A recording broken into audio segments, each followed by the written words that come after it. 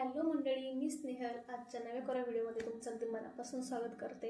तर आजीच्या बडव्यातील कोणकोणत्या गोष्टी मी माझ्या बाळाच्या लहान सर्दी आणि खोकल्यामध्ये वापरते हे जर तुम्हाला जाणून घ्यायचं असेल तर हा व्हिडिओ शेवटपर्यंत बघत राहा। क्रमांक 1, सुंठ गोळी। या सुंठ गोळ्या ह्या सुंठ, हळद, गूळ आणि तूप याच्यापासून बनवल्या जातात। त्याची रेसिपी तुम्हाला कुठेही मिळेल आणि या आपण 1.5 ते 2 वर्षापूर्वील मुलांना हमखास देऊ शकतो। जेव्हा सर्दी, खोकला किंवा घशात खवखव वाटेल तेव्हा या सुंठ गोळ्या एकदम छान काम करतात। क्रमांक 2, सीतोपलादी चूर्ण। मार्केटमधून तुम्ही कोणते सीतोपलादी चूर्ण घेऊ शकता। ते तूप किंवा मधासोबत दिलं जातं आणि त्याचेही सर्दी, खोकला, घसा खवखवणे याच्यामध्ये खूप कमाल असे इफेक्ट्स मिळतात। क्रमांक 3, भीमसेनी कापूर आणि ओवा हे तुम्ही कापूरदानीत ठेवून त्याची थोडीशी वाफ मुलांना देऊ शकतात किंवा यांची पोटली बनवून बाळाच्या नाकाजवळ ठेवू शकता, ज्याच्यामुळे त्यांचं बाळ नाक ओपन राहण्यासाठी मदत होईल। क्रमांक 4, सुवर्णप्राशन। याचेही अतिशय कमाल फायदे आहेत। याच्याने बाळाची बुद्धी तल्लख राहण्यासाठी मदत होते आणि हे वेगवेगळ्या वयोगटासाठी याचा डोस वेगवेगळा आहे। त्यामुळे जवळच्या आयुर्वेदिक डॉक्टरांशी संपर्क साधून तुम्ही हे सुवर्णप्राशन तुमच्या मुलांना सुरू करू शकतात।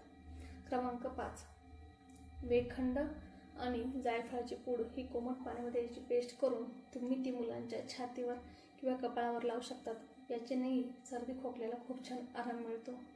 क्रमांक 6, आल्याचा रस आणि त्याचप्रमाणे गूळ आणि आल्याचा रस आणि मध यांचं चाटणे तुम्ही 1.5 ते 2 वर्षावरील मुलांना आरामात देऊ शकता।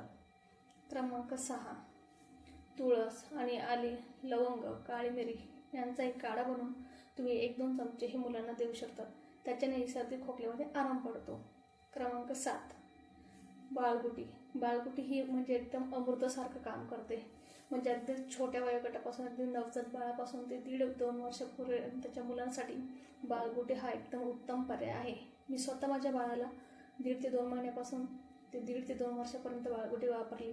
ती सर्दी, खोकला, पोटदुखी या सगळ्यांवर अगदी रामबाण उपाय आहे। त्यामुळे मार्केटमध्ये वेगवेगळ्या बाळगुट्या मिळतात, तुम्ही कोणती वापरू शकता। आणि सगळ्यात शेवटचं महत्त्वाचं म्हणजे जेव्हा बाळाला सर्दी खोकला असेल किंवा विशेषतः सर्दी असेल तेव्हा त्याचं डोकं वर ठेवून त्याला झोपवायचं, म्हणजे विशेषतः नाक ब्लॉक होण्याचे चान्सेस कमी होतात। हा व्हिडिओ तुम्हाला कसा वाटला हे मला कमेंट करून नक्की सांगा। व्हिडिओ लाईक करा, शेअर करा, कमेंट करा आणि फॉलो करा। थँक्यू।